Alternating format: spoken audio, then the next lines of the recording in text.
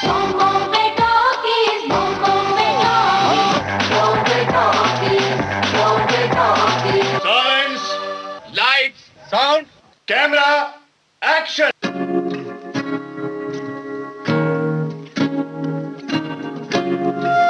Bombay talkies में आज सुनिए रंगमंच, फिल्म और टेलीविजन अभिनेत्री लुबना सलीम से रेणु चतुर्वेदी की टेलीफोन पर हुई फिल्मी गपशप का पहला भाग।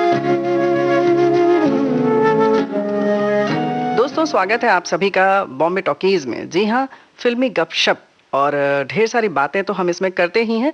आज हम जिस शख्सियत से बात करने जा रहे हैं, उनकी खूबसूरती बेमिसाल है, उनकी हंसी बेमिसाल है। रंगमंच हो या धारावाहिक या फिल्में, आपकी अभिनय कला भी बेमिसाल है और मुंह से यही निकलता है, oh my God. Oh my God इसलिए निकल रहा है मुंह से बेबस, क्योंकि लुबना सलीम का नाम जब आता है तो फिल्म याद आ जाती है। Oh my God, oh my God, मैं भी यही कहूंगी। हम 2021 में पहुंच गए। Oh my God. नए साल की आप सबको बहुत बहुत बहुत शुभकामनाएं। लुबना जी, कार्यक्रम में स्वागत है बॉम्बे टॉकीज में। बहुत बहुत शुक्रिया आपका। तो चलिए हम ओ माय गॉड, OMG की बात हुई तो इसी से शुरू करते हैं।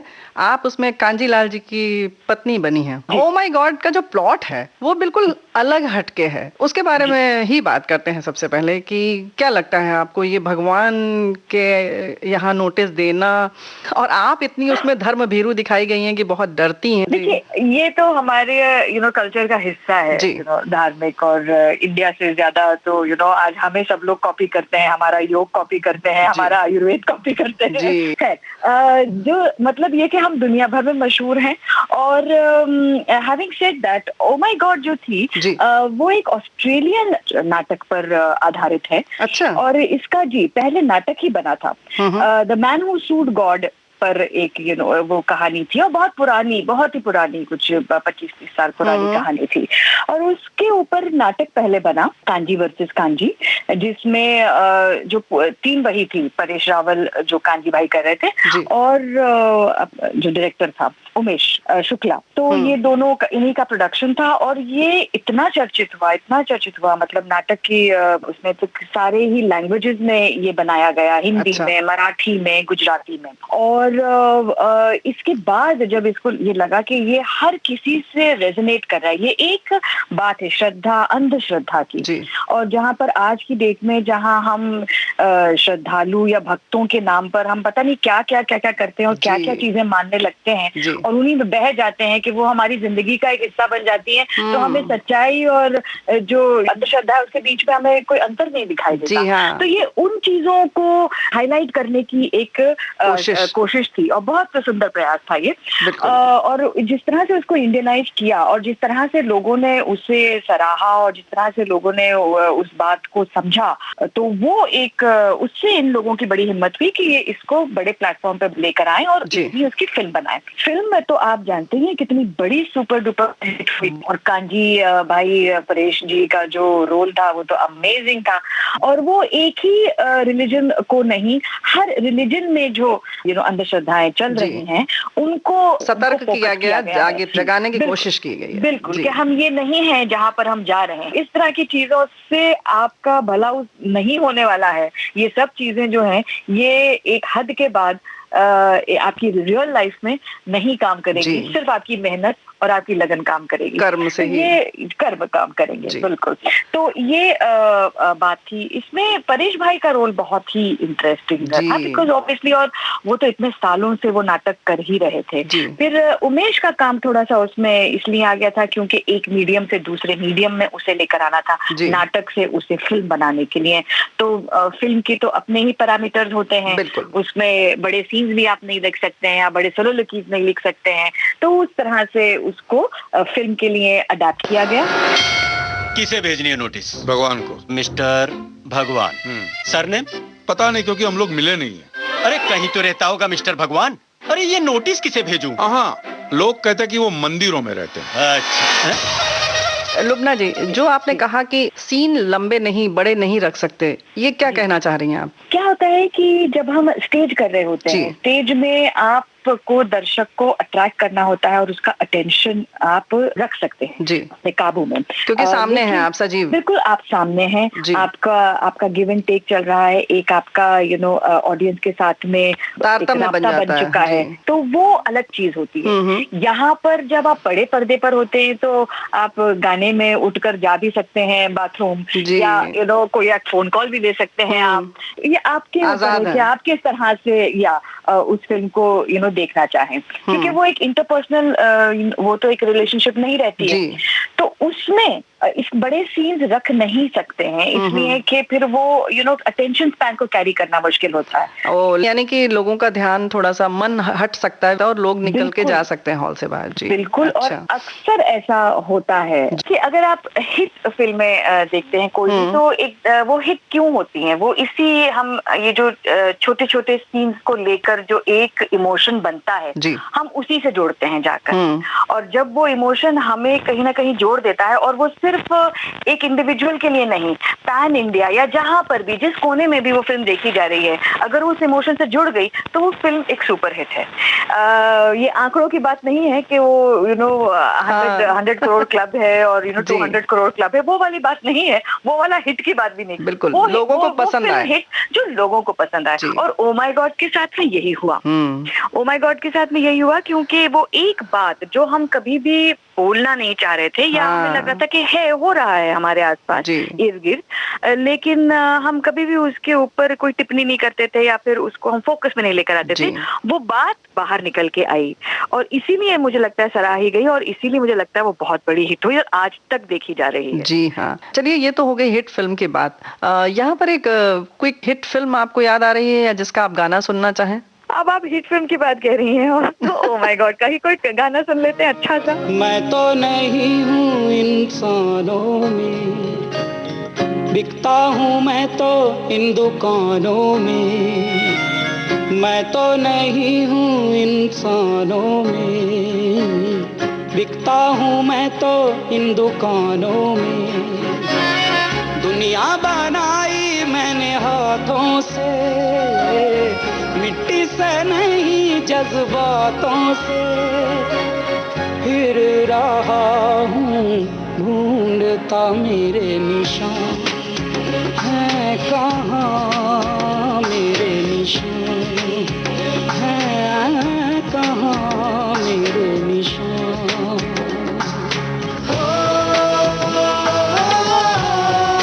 मेरे निशान।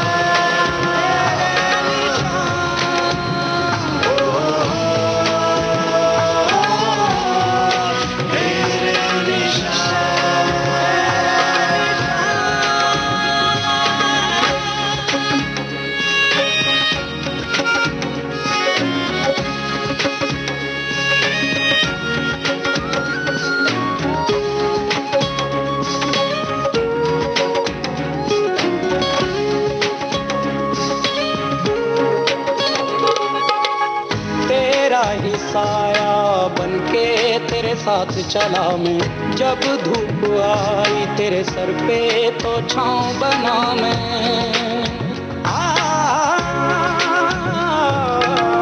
तेरा ही साया बनके तेरे साथ चला मैं, जब धूप आई तेरे सर पे तो छाँव बना मैं। राह में तेरी रहा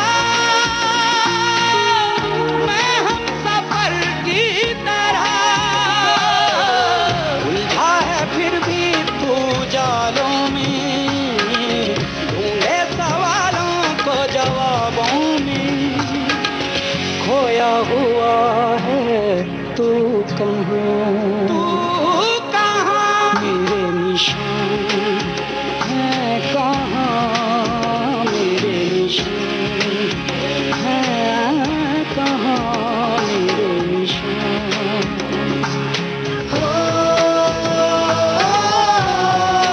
मेरे निशान।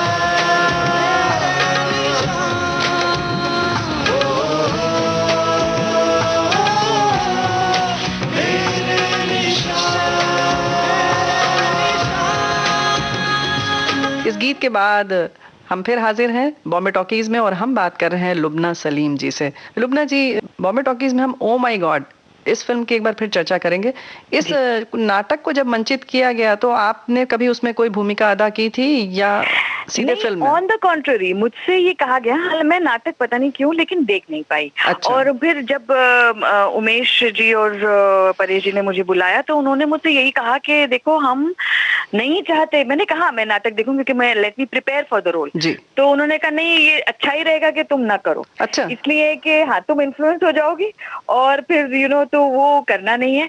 हालांकि देखिए अगर उस पूरी फिल्म में देखें तो जो मुख्य भूमिका है वो तो परेश जी की ही है, सारा सब कुछ पूरे परेश जी के। तो आसपास लोग आ रहे हैं वो मतलब दूसरी कास्ट है, वो सपोर्टिंग कास्ट है। नाटक में ये था कि उसमें बहुत ही वर्बोस नाटक था और जिसमें सिर्फ कांजी अपने बोल रहे हैं, लंबे लंबे उनकी स्पीचेस थी। तो उसमें दूसरे कैरेक्टर्स 3 या 4 निकल के आते थे।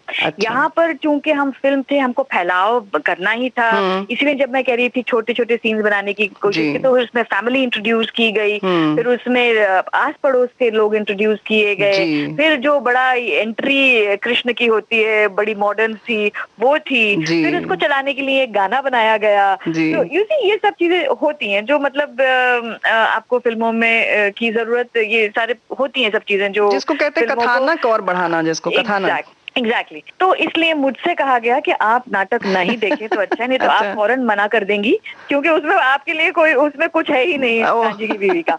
तो फिर उन्होंने ये रोल बनाया, बाकायदा लिखा गया और फिर जब उनकी वो एक्टर्स की तलाश निकली तो दे वांटेड एन एक्टर, एक ऐसा कैरेक्टर चाहते थे वो जो लगे कि ये गृहिणी है और ये हर किसी के घर की बात हो सकती है। तो वो इतनी सिंप्लिसिटी चाह रहे थे, इस वजह से उन्होंने मुझे कास्ट किया था। मुझे बहुत अच्छा लगा क्योंकि मैं आमतौर पे फिल्में नहीं करती हूँ और बहुत ही कम करती हूँ, और जो भी करती हूँ मुझे एक तो अच्छी लगनी चाहिए, कुछ होना चाहिए दिखाने के लिए। और ये फिल्म तो मैं बिल्कुल भी रिफ्यूज नहीं कर पाई थी बिकॉज ऑफ परेश जी और हमारे फैमिली रिलेशनशिप एंड उमेश जो मेरा सीनियर था मिठीबाई कॉलेज से। अच्छा। तो इस वजह से पर उसकी प्रेपरेशन फिर इन्होंने मेरी बहुत मदद की।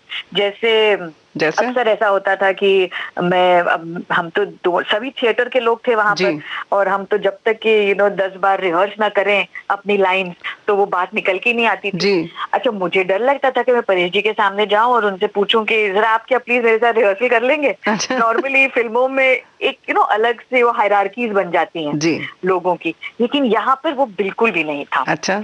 और मैंने जितनी बार उनसे कहा है कि परेश भाई can be do this line, हाँ चल। अच्छा। ये बिना सोचे कि मैं तो इतनी बार, वो कह सकते थे मैं तो इतनी बार कर चुका हूँ, हजारों शोज कर चुका हूँ, उनके तो मतलब वो बिल्कुल रटा हुआ। लेकिन उन्होंने एक बार भी मना नहीं किया। मैंने जितनी बार कहा कि परेश भाई इसको ऐसे कर ले, हाँ अच्छा तू इसको ऐसे देख, इसको यहाँ से देख तो फिर वहां से एंगल आ जाएगा। अच्छा। इस तरह की बातें। तो it was really very nice and बड़ी अच्छी फैमिली सी फीलिंग बन गई थी। बहुत अच्छा लगा था, बहुत ही अच्छा लगा। One of my very good experiences.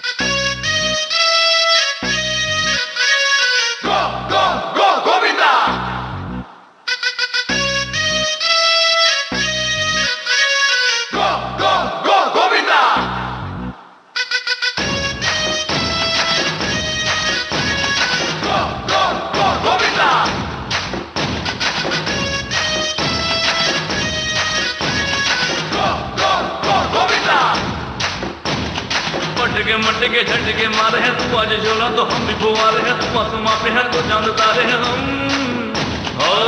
मटके झटके मारे हैं तू आज झोला तो हम भी फुवारे हैं, तू आसमां पे है तो चांद तारे हैं हम। जहां में निकले तुम है कसम तेरी कसम, तुझे आज छोड़ेंगे ना हम।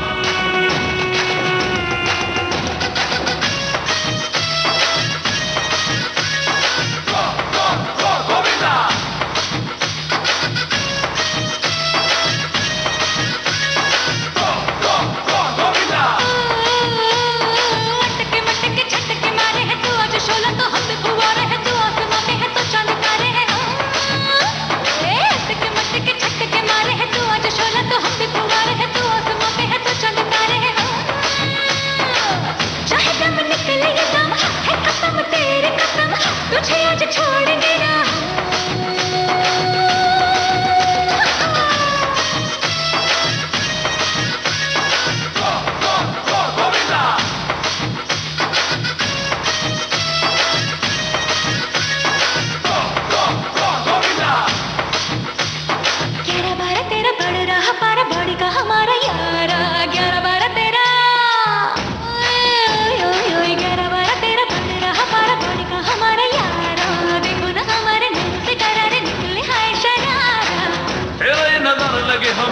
कितना सतरंगी, तेरा बड़ा चर्चा तेरा किस्सा अतरंगी।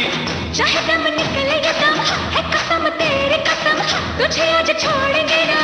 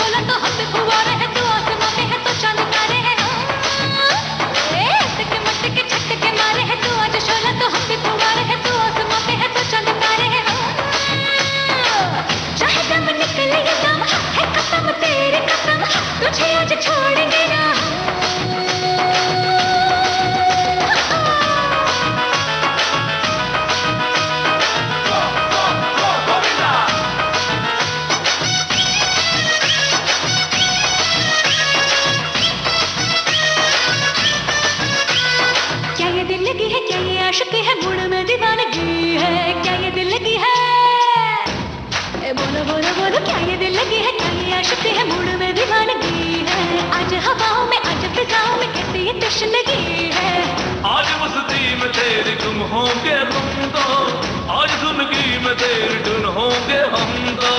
चाहे दम निकले या दम है कसम तेरी कसम, तुझे आज छोड़ेंगे ना।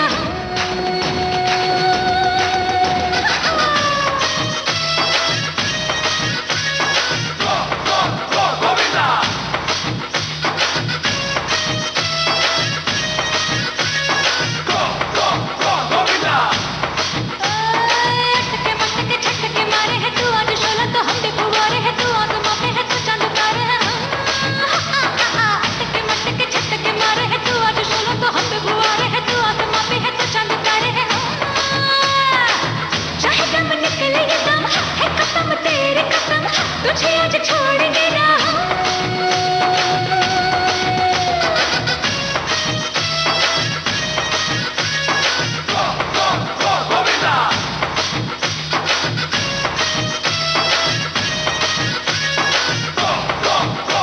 किसी खास सीन की चर्चा करेंगे आप उस फिल्म के? खास सीन मेरे लिए तो बहुत इंटरेस्टिंग था। एक तो वो सीन बहुत ही उम्दा था जब वो घर छोड़ के जाती है, जब वो पत्थर आते हैं फेंके जाते हैं और फिर वो रात में घर छोड़ के जाती है गाड़ी में बैठकर।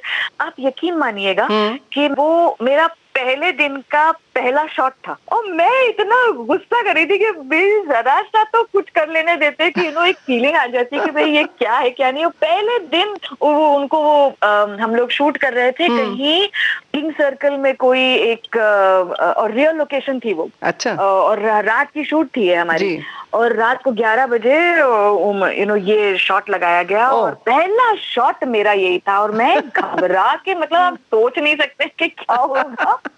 और भी परेश भाई के सामने पहली बार खड़े होके फिर वो हो गया। वो लेकिन जब मैंने पूरी फिल्म देखी तो मुझे ये बिल्कुल भी एहसास नहीं हुआ कि ये नहीं लगता पहला शॉट था मेरा या उसके इर्द गिर्द सारा काम हुआ। वैसे ही बहुत एक जो लास्ट का अगर आप देखें वो जो बिल्डिंग गिरती है और वो सब होता है, वो सब भी वो भीड़ भाड़ थी, ठीक ठाक सी भीड़ भाड़ थी अच्छी खासी। जी, तब तो खैर ये समय भी नहीं था कि आप मास्क लगाएं तो जी जी जी तो अच्छा रहा। It was a very nice experience. तो भीड़ में जब कहीं शूट होती है, जब आप शूटिंग करते हैं तो वो रियल भीड़ होती है या कभी कभी क्रिएटेड होती है, वो आर्टिस्ट होते हैं? कितने टेक रीटेक होते हैं तो दिक्कत आती है, नहीं आती है, क्या होता है? देखिए जब हम रियल लोकेशंस पे काम करते हैं तो अमूमन तौर पे भीड़ होती ही है। जी हाँ। और वो कॉमन लोगों की भीड़ होती है जो आपने अक्सर जब फिल्में बन रही होती हैं या हमने टीवी पे देखा होगा कि ये लोग खड़े हो गए हैं और लाठी चार्ज हो रहा है, इधर खड़े रहो इधर खड़े रहो, लोगों ने घेरा बांध दिया है कि आप आ नहीं सकते अंदर क्योंकि शूटिंग इस पर्टिकुलर एरिया में हो रही है। वो भीड़ अलग किस्म की भीड़ है। जब हम स्क्रीन पर भीड़ दिखाते हैं तो वो बिल्कुल वो जूनियर आर्टिस्ट होते हैं हमारे अच्छा। और बाकियों की उनको सब पता होता है, क्योंकि वो जानते हैं ये फील्ड और ये किस तरह से फिल्माया जाएगा सब कुछ, तो उन आसानी हो जाती है कि आप अगर जूनियर्स को ले लें तो आपको इधर भागना है या आपको इमोशन दिखाना है या गिरना है या जो भी आपको किस तरफ देखना है, ताली बजानी है। जी बिल्कुल, वो कंट्रोल भीड़ से आपको तुरंत वो मिल जाता है जो आप शूट करना चाह रहे हैं। तो ये इस फिल्म में जब बिल्डिंग गिरती है और भीड़ इकट्ठा होती है तो वो आपके आर्टिस्ट थे जी, वो सारे वो जूनियर थे, बिकॉज ये हमने शूट किया था सेट, और वो सेट है जो आपने देखा वो मॉडल है जो गिरता है। हाँ, लेकिन रॉक्सी सिनेमा दिखा दिया था उसमें और उसको बहुत अच्छी बखूबी दिखाया गया। जी पैन करके। जी बहुत ही अच्छा, वो इतना रियलिस्टिक बनाया गया। इनफैक्ट उनकी जो दुकान थी वो भी एक सेट ही था। अच्छा, और अक्सर ऐसा होता है अगर हम किसी फिल्म के शूट पर जाते हैं तो कभी एहसास ही नहीं होता है कि ये सेट है। इतना रियल लाइफ होता है ये सेट के, इतना मजा आ जाता है। तो वही आधी बात तो वहीं पर खत्म हो जाती है कि इट लुक्स सो रियलिस्टिक कि आपको एक बार भी एहसास नहीं होगा कि आप क्रिएटेड बनाया गया उसमें हैं। और अक्सर आजकल तो खैर फिल्में रियल लोकेशन पे बनती हैं तो उसका कुछ और ही एक वो है, फोकस होता है। जी हाँ, जो फिल्में बनती हैं। लेकिन कंट्रोल कंडीशन में काम करने से बेटर मुझे ऐसा लगता है कि क्वालिटी जो होती है वो थोड़ी सी अच्छी मिलती है, अच्छी भी, और जल्दी हो जाता है जल्दी प्रोडक्शन के हिसाब। ये बात तो है। हे राम हे राम हे कृष्णा हे राम।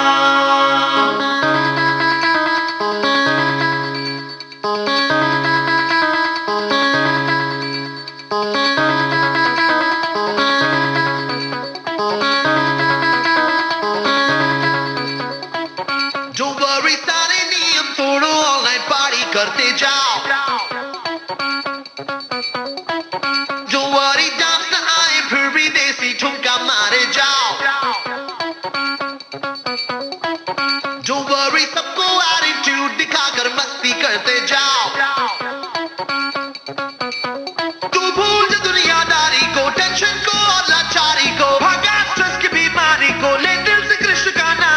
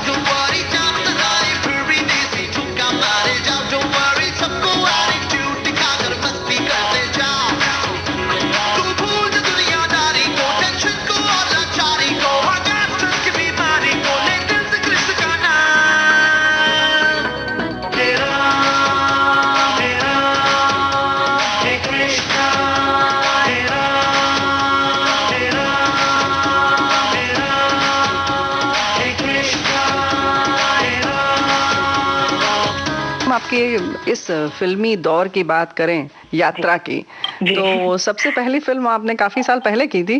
हाँ, बहुत साल पहले थी। मैं पर्वत के उस पार फिल्म थी। मैं कॉलेज में दाखिला ही हुआ था मेरा। अच्छा। और रमन अंकल ये फिल्म बना रहे थे। और अभिनव चतुर्वेदी जो हम लोग के जो नन्हे थे जी, उनकी ये पहली फिल्म थी। अच्छा, मेरा कोई भी ख्याल नहीं था कि मैं फिल्मों में जाऊंगी, क्योंकि मैं थिएटर में काफी सालों से काम कर रही थी और मुझे लगा बस थिएटर इज ब्यूटीफुल। उस समय थिएटर लेट 80s का अर्ली 90s का थिएटर बहुत सजग और बहुत ही वाइब्रेंट था। तो मैंने कभी सोचा भी नहीं था। और जिस तरह से लोग प्लान करते हैं, जैसे आजकल तो सब लोग प्लान करते हैं अपने करियर के, इतने तैयारियां करेंगे कि अपनी बॉडी बनाएंगे और डांस सीखेंगे और आजकल तो एक्टिंग के कोर्स करेंगे। एक नई चीज आ गई है कि आपके इंस्टा फॉलोअर्स कितने हैं और आपके टेक्निकल वो कितना है, तो आपका सोशल मीडिया कितना स्ट्रांग है, तो उस हिसाब से आपको कास्ट किया जाए या ना किया जाए, ये भी एक एडिड चीज हो गई है आजकल। अच्छा, जी जी जी जी, क्या बात है। हम जब आजकल जो भी करते हैं, अभी हाल ही में मेरा एक OTT पर एक वेब सीरीज रिलीज हुआ है सैंडविच फॉरएवर, और उसमें पहला काम हमसे यही पूछा गया है कि ma'am can you give us your social media handle. तो सारी चीजें बताएगी। तो ये सब सम्मिलित होकर और आपका पर्सोना बनाते हैं कि आप पब्लिक फिगर में कितने इम्पोर्टेंट हैं या नहीं है। एक्टिंग से कोई मतलब नहीं आजकल तो खैर कोई जरूरत ही नहीं होती है, थोड़ा बहुत आ जाना चाहिए और कॉन्फिडेंस होना चाहिए। आजकल कॉन्फिडेंस पे बहुत सारे लोग बहुत कुछ कर जाते हैं ना, ऐसा। चलिए, तो हम 1988 में चलते हैं, पहले जिस पहली फिल्म की बात कर रहे थे। जी, अरे वो तो मत पूछिए। तो जब तैयारी नहीं थी तो उस तरह से एक मेंटल मेकअप ऑफ माइंड नहीं था, और हमें धर दिया गया 2 दिन के अंदर, कहा गया रमा के बेटा ये आप फिल्म कर लीजिए। एंड मैंने कहा, मैं पापा से पूछा, पापा चूंकि फिल्म लिख रहे थे और फिल्मों से ताल्लुक रखते हैं मम्मी पापा दोनों, तो पापा ने कहा नहीं बेटा कोई प्रॉब्लम नहीं है, घर का यूनिट है तो इट्स ओके। अच्छा चलो ठीक है, घर का यूनिट है तो मतलब राकेश बेदी थे, वो मेरे बड़े भाई जैसे हैं, रमन अंकल थे, आंटी थी और कास्ट अपनी ही थी, तो सब लोग अपने मिल बुला के हम लोग चले गए कश्मीर। अब 2 दिन के अंदर हमें पहुंचा दिया गया कश्मीर। अच्छा। वो भी लोलाब वैली में, इतनी खूबसूरत, जिसे कहते हैं ना सीरियसली जन्नत अगर यहाँ धरती पर है तो वो कश्मीर में है। जी बिल्कुल, तो वाकई वो जगह थी इतनी उम्दा। लेकिन हमारे साथ तो बड़ा इंटरेस्टिंग था कि हम यहाँ की बम्बई की पैदा हुई लड़की पली बड़ी यहीं पर, वहां जाके जब हमें मोमबत्तियों का राशन मिलने लगा तो समझ में आया जिंदगी की असलियत क्या है। धरती पे पैर तब आया। बिल्कुल तब आया। लेकिन बहुत अच्छा भी लगा क्योंकि नया एक्सपीरियंस था। तो मेरे लिए जो लर्निंग थी, नदीम खान उसके डायरेक्टर ऑफ फोटोग्राफी थे जी, और खयाम साहब का म्यूजिक था उसमें। और मुझे तो वो इसलिए अच्छा लगा कि वो सारी चीजें जो मैं थिएटर में करी थी, और जितना भी छोटा मेरा एक्सपीरियंस था 8-10 साल का, बिकॉज मैं बहुत कम उम्र से थिएटर कर रही हूँ, तो वो सारा एक्सपीरियंस मुझे यहाँ पर आकर और एक छोटे से एंगल के अंदर मुझे एंगल से समझाया गया कि बेटा इसको ऐसे देखिए, इसको ऐसे करिए, इस डिस्टेंस पे आइए, बस 4 कदम रखना और फिर इसको ऐसे देखना। तो हर चीज, फिर उसमें डांस भी आया, फिर उसमें लिप सिंकिंग भी आई। और मैं बड़ी खुशकिस्मत के आशा भोसले जी ने मेरे लिए गाने गाए, तो खयाम साहब का म्यूजिक, तो लिप सिंक करना और उस पर एक्टिंग करना, और उसमें बहुत ही मजेदार एक्सपीरियंस था वो। यानी कि फिल्म का ग्रामर आपने सीखा? बिल्कुल सीखा, बिल्कुल सीखा। लेकिन जो आप मोमबत्ती वाली बात कर रही थी, क्या हुआ, मोमबत्ती वाली वो होता था हमारे साथ में, क्योंकि हम बहुत ही छोटे से एक गाँव में थे, कुपवाड़ा, अगर आजकल आपने बहुत सुना होगा ये नाम, उससे भी 20 किलोमीटर अंदर वो गांव था। अच्छा। और लेकिन था इतना खूबसूरत, इसमें नेचुरल झरने बह रहे हैं और अच्छी खुमारी सी, इतनी प्यारी सी ठंड, जिसे गुलाबी ठंड कहते हैं वो, और हर जगह आप देखें तो हर चीज धुली धुली लगती थी। इट वाज सो सीनिक, लोग इतने खूबसूरत, मतलब गांव वाले इतने प्यारे, और उसमें मेरा ये रोल था कि मैं भेड़ बकरियां चला रही हूँ, तो मैं तो भेड़ को ही देखकर मैं डर गई कि ये क्या होता है, और इतनी स्मेल करती है वो सारी भेड़ें। तो हमने कहा अब ये कैसे होगा, नाक तो बंद नहीं कर पाएंगे। तो नाक बंद करके एक्टिंग करनी है, चलो वो जो एक जज्बा होता है ना, चलो सब करना है। थोड़े दिनों में सारी चीजों की आदत पड़ी। क्या बात है, क्या बात है। जी, और थोड़े ही दिनों में, 8-10 दिनों में, क्योंकि सूरज जो था वो बादलों में छुप कर आता था जी, तो जो वो वाली जो किरणें होती है वो आपको बिल्कुल ही टैन कर देती है जी, तो 10 दिन में टैन हो गए। तो मेकअप दादा की मुसीबतें शुरू हो गई कि ओहो अब इसको नॉर्मल कैसे करें, क्योंकि इससे पहले वाले सीन में तो टैन नहीं थी। अच्छा, अब ये टैन हो गई है। अच्छा, उसको बराबर करना, मैच करना है। अरे वाह, बहुत मजा आता था। जैसे हमें खाना भी जो मिलता था वो भी या दूध मिल जाए या गांव का खाना मिल जाए। फिर वहाँ के डीएम ने एक बार हमारी दावत की थी तो पूरा वाजवान लगा था, और पहली बार मैंने कहा मम्मी मैं तो खा नहीं पाऊंगी। अच्छा, वाजवान का तरीका होता है कि वो 11 डिशेज होती हैं या कितनी डिशेज होती हैं, तो वो हर डिश एक बार आती है। कोर्स अलग अलग, हाँ जी, 11 कोर्सेज जी, वो कोर्सेज होते हैं, तो वो एक बार एक चीज आती है, तो आप फिर वो खाएं फिर दूसरा खाएं। और हम तो मतलब उस टाइम पर 40 किलो के वजन वाले, किस पेट में डालूं और मना आप कर नहीं सकते, वो बुरा मान जाए जो होस्ट है हमारे। तो खैर बड़ी मजेदार चीजें होती थी। आप सोचिए वहां पर भी मतलब अब कोई दिल्ली जाए तो हमारे लिए ये ले आओ, ये ले आओ, ये ले आओ, और हमारा ये होता था कि अच्छा मेरे लिए शॉल ले आइएगा, मेरे लिए मोजे ले आइएगा। अच्छा। इतनी ठंड होती थी वहां पर। और लाल बाजार था, मुझे लाल बाजार था वो, वहां पर अक्सर जो भी जाता था, और आलू की भरमार होती थी तो, और मेरे फेवरेट होते थे आलू, बहुत मजा आता था।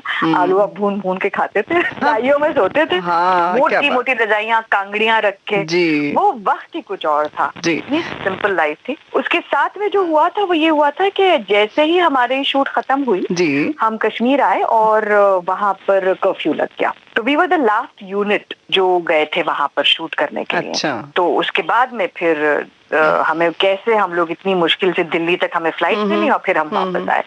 तो ऑल इन ऑल वो एक्सपीरियंस पहला था, लेकिन मेरे लिए बहुत ही बैगेज लेकर आया था, इमोशनल बैगेज लेकर आया था, क्योंकि मैं एक तो तैयार नहीं थी।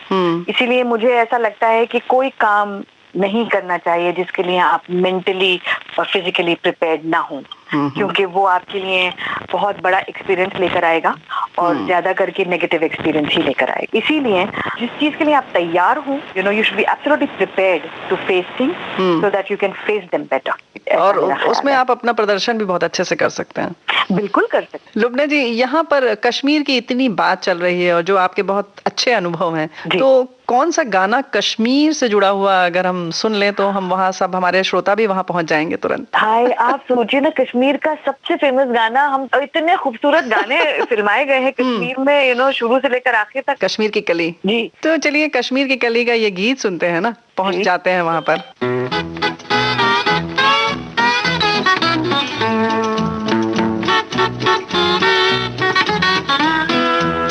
ये चांद सा रोशन चेहरा, जुल्फों का रंग सुनहरा, ये झील सी नीली आंखें, कोई राज है इनमें गहरा। तारीफ करूं क्या उसकी जिसने तुम्हें बनाया।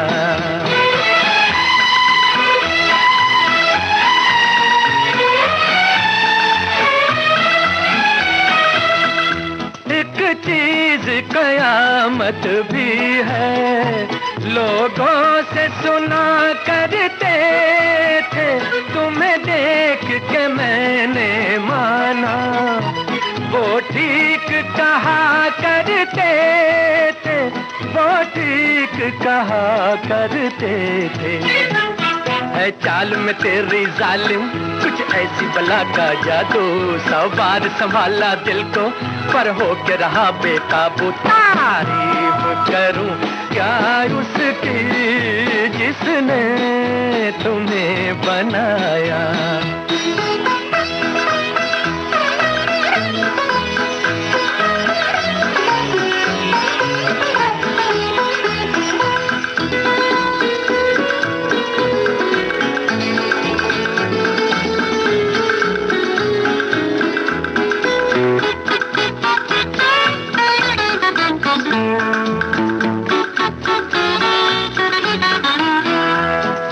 सुबह किरण की लाली है रंग तेरे गालों का, हर शाम की चादर काली साया है तेरे बालों का।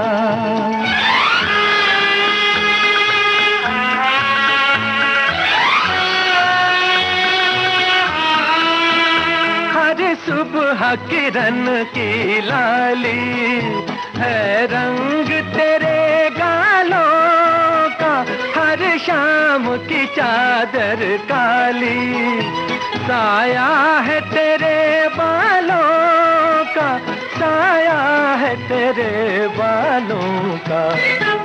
तू बल खाती एक नदिया, हर मौज तेरी अंगड़ाई, जो इन मौजों में डूबा उसने ही दुनिया पाई। तारीफ करूं क्या उसकी जिसने तुम्हें बनाया, तारीफ करूं क्या उसकी जिसने तुम्हें बनाया, तारीफ करूं क्या उसकी जिसने तुम्हें बनाया, तारीफ करूं क्या उसकी जिसने तुम्हें बनाया, तारीफ करूं क्या उसकी जिसने तुम्हें बनाया, तारीफ करूं क्या उसकी जिसने तुम्हें बनाया।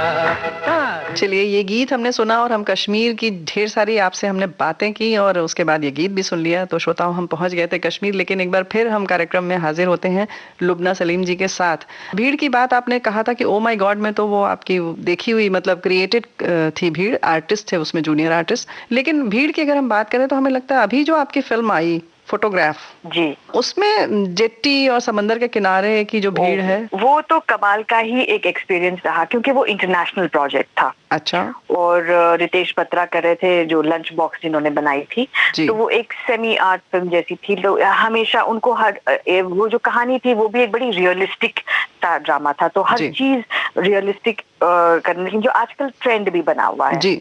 अगर आप देखें तो ये हमने शूट किया एक्चुअल गेटवे ऑफ इंडिया में, जिसमें वो जेटी में जा रही है, जेटी से बाहर निकली है, और जिसमें वो पहली बार गेटवे ऑफ इंडिया पे नवाजुद्दीन तानिया मल्होत्रा को मिलते हैं और कहते हैं आप फोटोग्राफ खिंचवा लीजिए, और वहीं से वो कहानी शुरू होती है।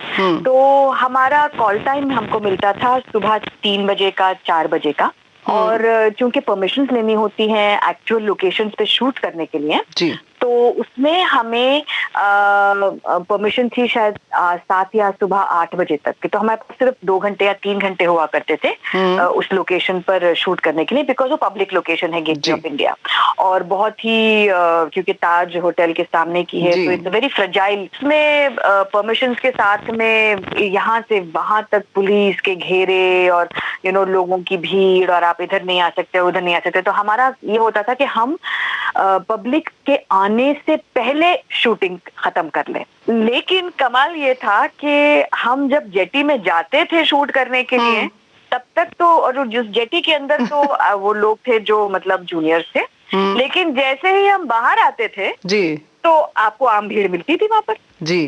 तो जो आप देख रहे हैं जी, ज्यादा करके मिक्स है, कुछ हम जूनियर्स हैं और कुछ एक आम भी है। अच्छा। क्योंकि वो इंटरनेशनल प्रोजेक्ट था, तो इस वजह से कोशिश ये की गई कि मतलब 800,000 लोग जो हैं वो जूनियर आर्टिस्ट आ जाएं। अच्छा। लेकिन उसके बावजूद भी वो भीड़ लगता था बहुत थोड़ी सी है, जो हमें एक्चुअल रियली भीड़ मिली उनमें। और यही होता था कि जब तक कि हम और हमारी जो वैन्स थी, वैनिटी वैन, वो जरा दूर लगी हुई थी, तो जब तक कि हम लोग सब लोग चल के जाएं तो वो हमें कॉर्डन ऑफ किया जाता था कि आम भीड़, आम लोग हमारे आसपास ना आए।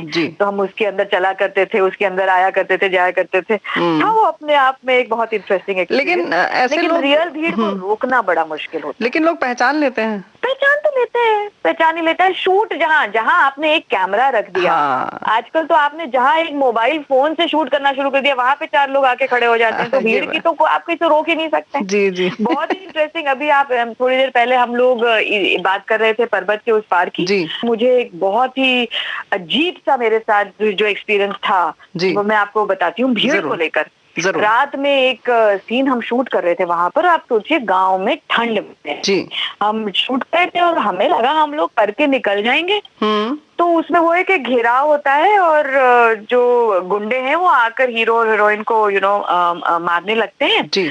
और थोड़ा देर तो हुआ, हम लोग 7 बजे वहां पहुंचे, हमने लगा 9 साढ़े 9 बजे तक हम लोग निकल जाएंगे ये काम करके जी। गुंडे तो थे, वो तो जूनियर्स थे चूंकि वो फाइद दादा के लोग थे। और थोड़ी देर में कुछ लोग आए, 8-10 लोग आए, फिर 15 लोग आए। अच्छा, यूनिट भी हमारा ज्यादा छोटा था, हम बड़ा यूनिट लेके ही नहीं गए थे लोकेशन पर। और आधे पौने घंटे के अंदर कुछ 5-6 आसपास के गांव वाले आकर वहां पर खड़े हो गए और हमारे पास ना मैन पावर उतना कि हम लोगों को रोक सके जी।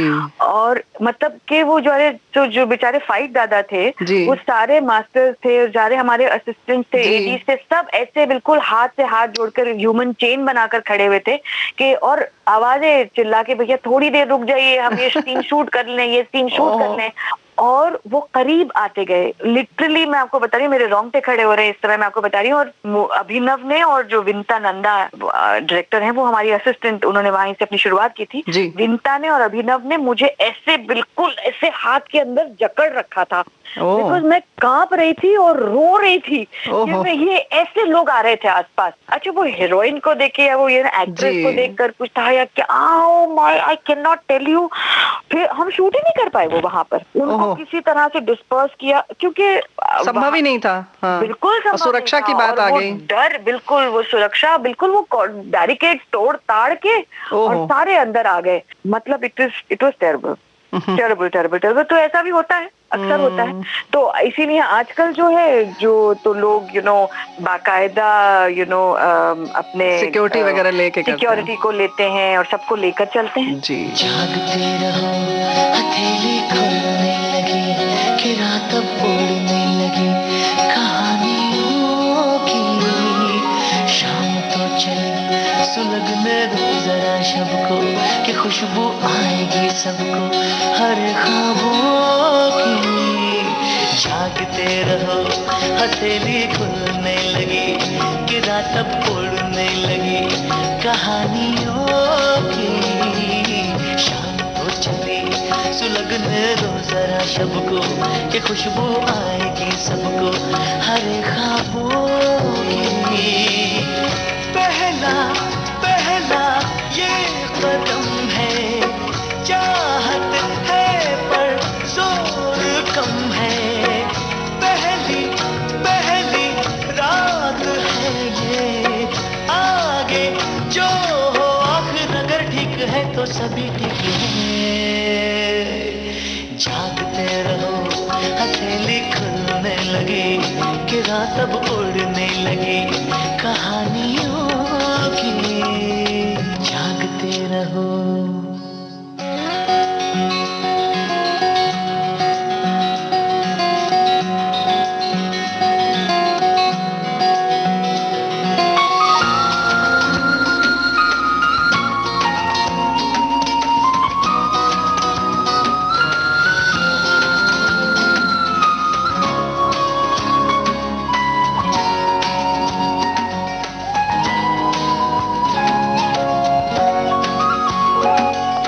जब रात की थैली खुले, क्या जानिए क्या कुछ मिले। हो जब रात की थैली खुले, क्या जानिए क्या कुछ मिले।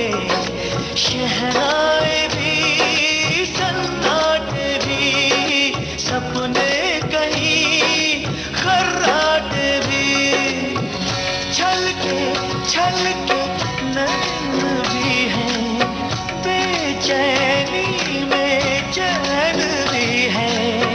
पहली पहली रात है ये, आगे जो हो आखिर अगर ठीक है तो सभी ठीक है।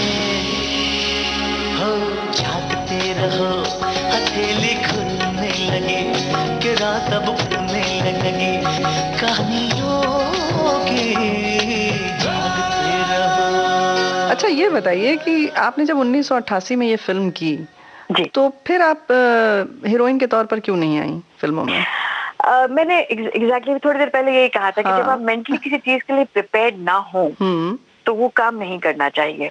मेरे लिए उस समय अगर मैं तैयार होती तो अपनी फिल्में चुनती, और चुन के आती तो शायद मैं कहीं और एक अपना करियर के हिसाब से उसको मोल्ड कर पाती। क्योंकि मैं नाइव थी, यंग थी, कुछ समझ नहीं थी मुझे उस समय, तो मैंने शायद ये बात नहीं की अपने तय की, एक प्रॉपरली एक चॉक आउट करूं अपना करियर। दूसरी बात ये थी कि जो फिल्में उस समय बन रही थी, वो समय था, अगर आप याद रखें तो सोनम एक्ट्रेस एक थी, एक थी अपनी किमी काटकर, और तो हीरोइंस का जो पॉपुलर सिनेमा था वो एक बहुत ही एक एक कैप्सूल के अंदर महदूद होके रह गया था। It had to be providing glamour, बस ग्लैमर हो तो और उतना ही है हीरोइन का काम। और जो 8 फिल्में थी वो खत्म ही हो रही थी तो इस वजह से ये हुआ कि मुझे पॉपुलर फिल्मों में हम चूंकि पले बड़े थे 8 फिल्मों के लिए, और अगर करना है तो इस तरह की फिल्में करना है और वो तो चूंकि बन ही नहीं रही थी तो हमको, और मैंने उस समय डिस्कवरी ऑफ इंडिया सीरियल भी कर लिया था श्याम बेनेगल के साथ में, सत्यू के साथ में उनका एक चिकवी राजेंद्र एक बहुत बड़ा सीरियल था वो भी कर लिया था अनंतनाग और नीना गुप्ता के साथ में, तो वो था, वो किया तो और उसके फौरन बाद ये फिल्म मिल गई तो मेरे लिए वो बहुत ही नेगेटिव इमेज लेकर आई। इसलिए मैंने सोचा कि यहाँ पे मुझे जाना नहीं चाहिए, because I was not very happy. मैं अंदर से जिस चीज से आप खुश ना हो फिर उसे करने का कोई मतलब नहीं है। लोग अक्सर मुझसे कहते हैं कि इतना बड़ा तुमने करियर त्याग दिया और कोई कुछ क्या कर डालता ये सब करने के लिए। मैंने कहा अगर मैं खुशी नहीं हूँ अंदर से तो मेरे लिए वो चीजों का कोई मायने ही नहीं रखती हैं। आज भी अगर इस बात को देखूं तो मुझे लगता है कि मैंने बहुत सही डिसीजन उस समय लिया, क्योंकि शायद मैं वो करियर में खुशी नहीं रह पाती या मैं वो करियर वैसा बना ही नहीं सकती उस समय। तो माता पिता, जैसे आपके पिताजी राइटर हैं और माँ आपकी डिजाइनर है, वो कॉस्ट्यूम डिजाइन करती है। उन लोगों ने कोई ऐसी आपको फिल्म चुनने में या ऐसा कोई सहयोग नहीं दिया? पापा हमेशा ही कहते थे कि जो तुम करोगी वो हम तुम्हारे साथ में है, लेकिन मे बी हम पले बड़े इस तरह से थे कि हमारे वैल्यू सिस्टम्स अलग थे और ये हमें फ्रीडम थी कि हम जो चुने वो हमारा है। और हम पापा ने मम्मी ने हमको हमेशा कहा जो तुम कहोगी वो हम तुम्हें उसका साथ देंगे। If you want to do make a career, हम तुम्हारे साथ में हैं, वी विल गाइड यू। लेकिन जब मैं ही नहीं चाह रही थी उतनी शायद मुझ में तब अकल थी या पता नहीं क्या था। जब आपको अफसोस नहीं है तब तो अच्छी बात है कि आप खुश हैं। बिल्कुल नहीं, क्योंकि देखिए कोई उम्र नहीं होती फिर। जब मैं वापस आई तो मैं अपने मन का काम कर सकती थी और मैं आज बहुत खुश हूँ wherever I am, क्योंकि वो जो समय था जो मैंने अपनी फैमिली को दिया, क्योंकि उसके फौरन बाद मेरी शादी हो गई थी और बच्चे हो गए थे, तो मुझे लगा कि वो बहुत अहम हिस्सा, सबसे अहम हिस्सा एक औरत के लिए वही होता है कि उसकी फैमिली। तो I will not say that I regret them at all कि I left a career because I was very happy। मैं बहुत खुशी है कि मैंने वो 10-12 साल अपनी फैमिली को दिए और जब मैं दोबारा आई तो उसी खुशी के साथ आई और उसी इत्मीनान के साथ आई कि I will do it and I will do the best. आपके पिताजी जावेद सिद्दीकी जी और माँ फरीदा जी, तो आप इन दोनों में से किसी की फिल्म का एक गीत यहाँ सुनना चाहेंगी? उमराव जान से सुना दीजिए, रेखा बेमिसाल। इन आँखों की मस्ती के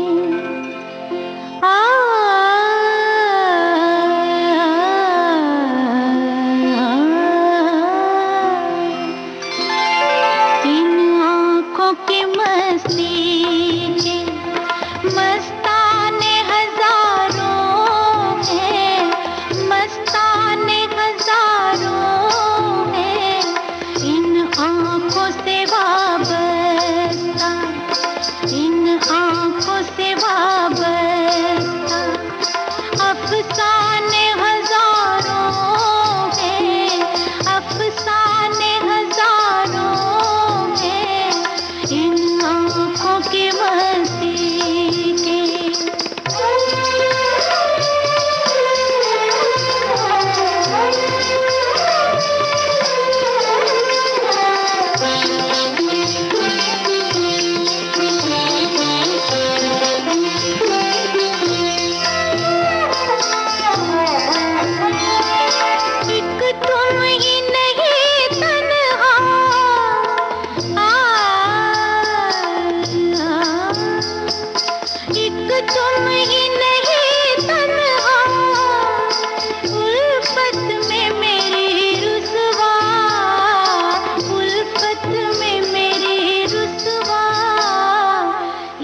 शहर में तुम जैसे, इस शहर में तुम जैसे दीवाने हजारों हैं, दीवाने हजारों हैं, इन आँखों की मस्ती के मस्ताने हजारों हैं, इन आँखों की मस्ती के।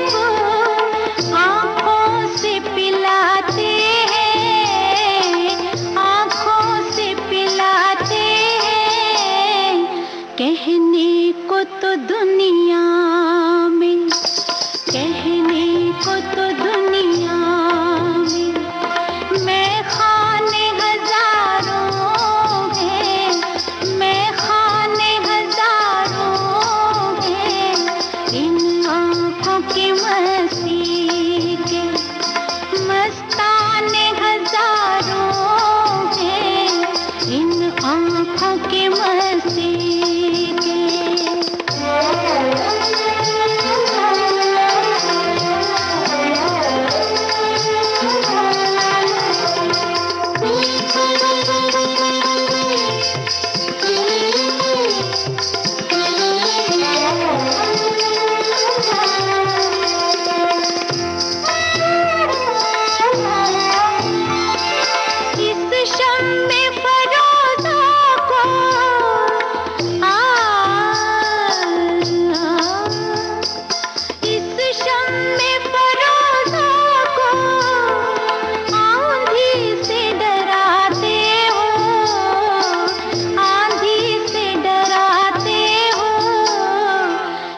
शम्मे फरोज़ा के, इस शम्मे फरोज़ा के परवाने हजारों हैं, परवाने हजारों हैं, इन आँखों की मस्ती के मस्ताने हजारों हैं, इन आँखों से वाबस्ता अफसाने हजारों हैं, अफसाने हजारों हैं, इन आँखों की मस्ती के। बहुत रोचक बात चल रही है लुबना जी, आपसे बात हम करते रहेंगे। फिलहाल आज का ये एपिसोड, ये पार्ट यहीं पर रोकते हैं। नए साल के लिए मैं एक संदेश देना चाहती थी एक गाने के जरिए से, और वो गाना है ए जिंदगी गले लगा ले। ए जिंदगी गले लगा ले, ए जिंदगी गले लगा ले, हमने भी तेरे हर एक गम को गले से लगाया है ना। ए जिंदगी गले लगा ले, ए जिंदगी।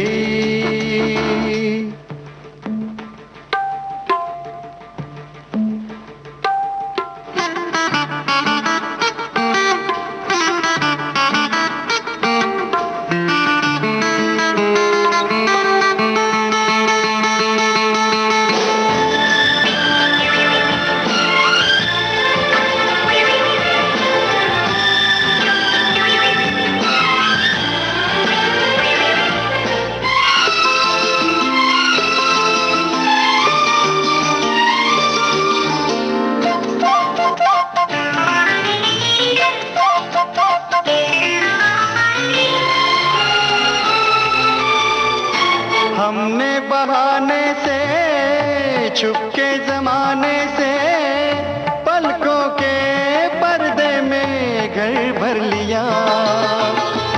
हमने बहाने से छुपके जमाने से पलकों के पर्दे में घर भर लिया।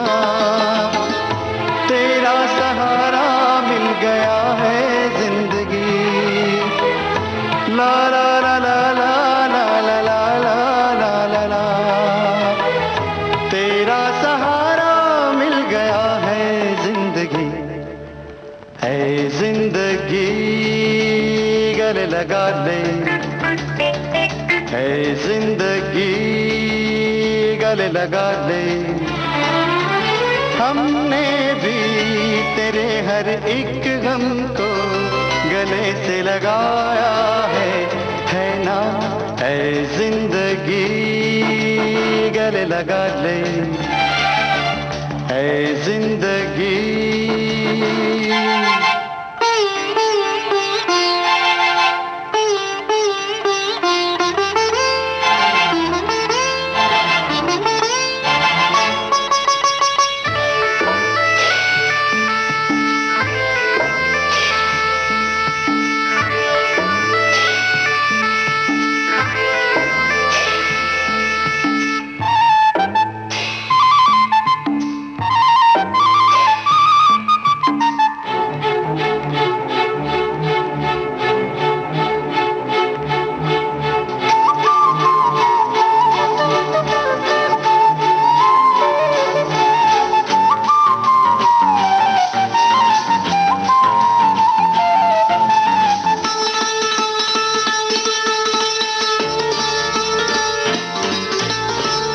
छोटा सा साया था आंखों में आया था।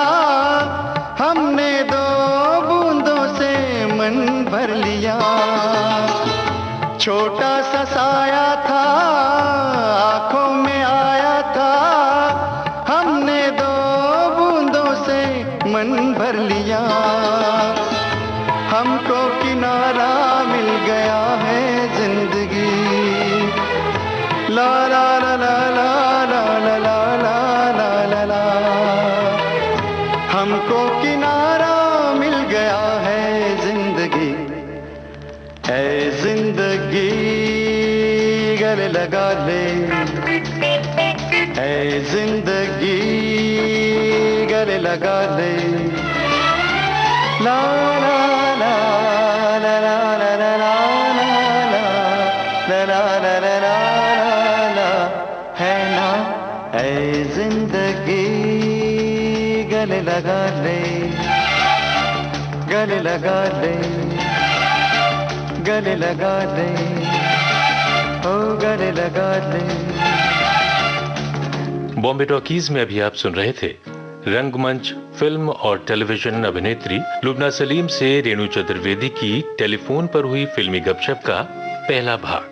तकनीकी सहयोग विनायक तलवलकर, प्रस्तुति सहयोग आकांक्षा सिंह और प्रस्तुतकर्ता रेणु चतुर्वेदी।